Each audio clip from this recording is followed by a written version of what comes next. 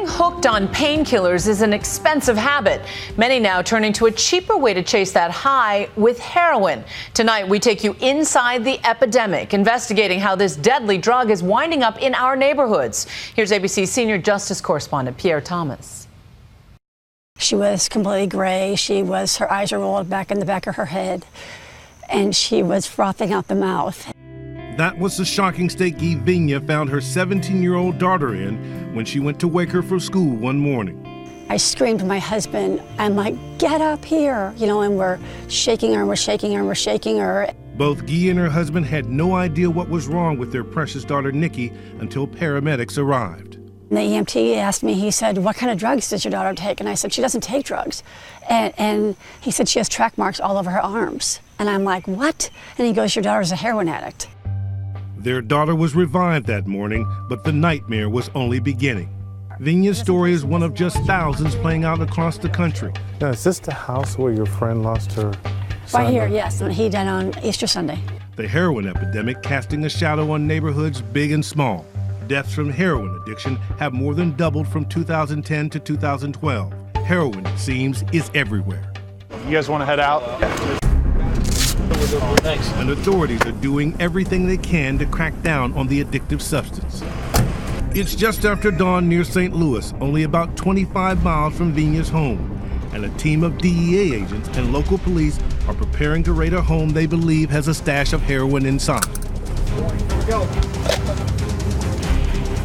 A few minutes later, it's on.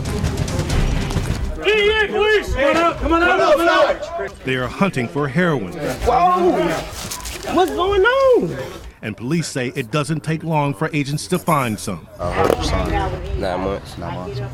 For DEA Task Force Officer Juan Wilson, it's just one front on a battle that has consumed him. He lost his father-in-law to a vicious heroin addiction. Today, the search inside this home leaves him outraged. What you find in there? We found a loaded pistol.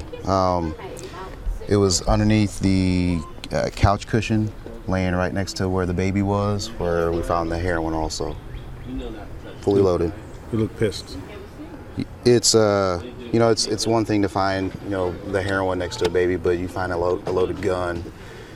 I've got kids of my own, and it's a little angering, yeah. More and more suburbanites, once addicted to pain pills, are now turning to heroin. It's a cheap alternative and more potent. It's a quick fix and driving big business.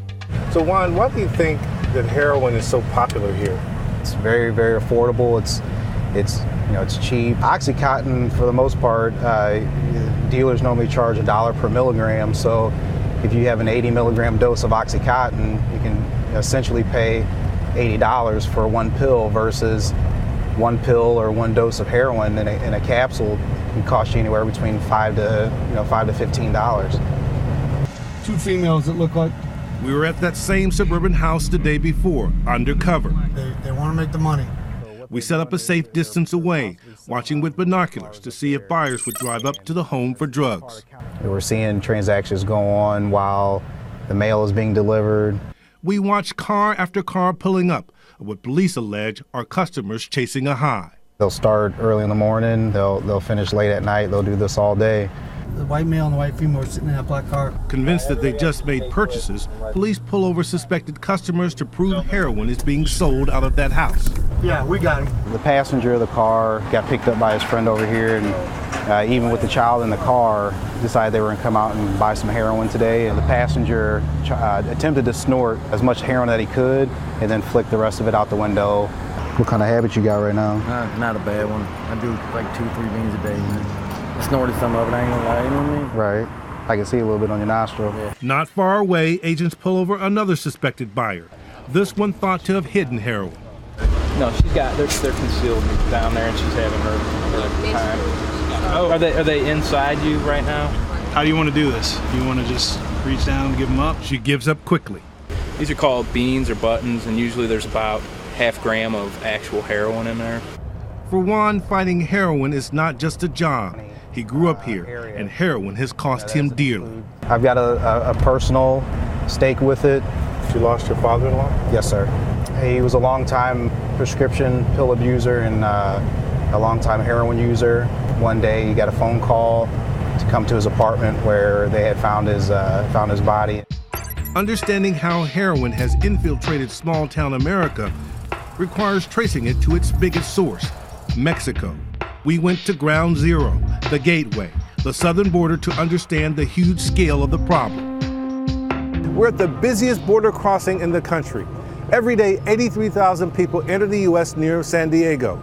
We're talking an incredible volume. That's 45,000 cars per day. It's a game of cat and mouse between Customs and Border Patrol officers and an army of smugglers whose job it is to get thousands of pounds of heroin into the U.S. Are they getting more creative? Well, they are being very creative.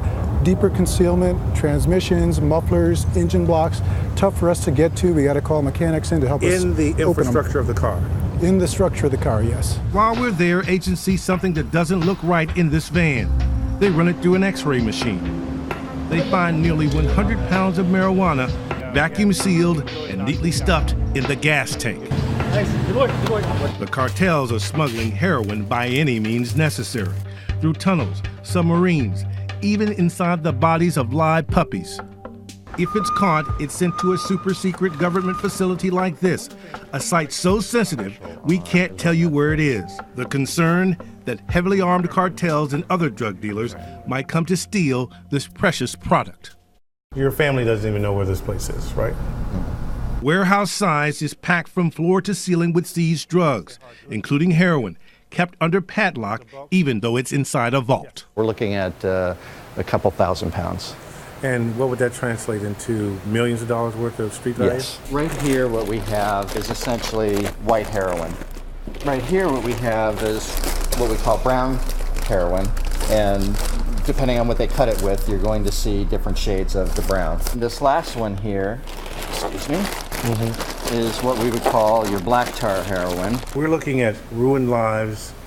We're looking at death right in that bag. Yes. This is an amazing, vibrant city. Back in St. Louis, DEA Special Agent Jim Schroba says the Mexican drug cartels devised a diabolical marketing plan to boost heroin production and target prescription drug users. They brought in better chemists, a better refinement process. They wanted to open up the market to individuals whose idea of heroin was the syringe. And they made it so pure they gave new users, suburban users in this region, the opportunity to snort it and then get them hooked. In some cases, heroin sold on the street, once only 6% pure, is now a staggering 90% pure. In the St. Louis suburb where Juan grew up, the death toll is alarming. In the St. Charles County area, in 2004, there was 4 overdose deaths, and just in 2013, there were 26. It's highly addictive. So many have died, Juan decided to tour schools to warn young people. Hey, how are you? That community outreach led him to meet Guy Vigna. Her daughter's battle with heroin touched him. They became family. Nikki went through 3 years of rehab.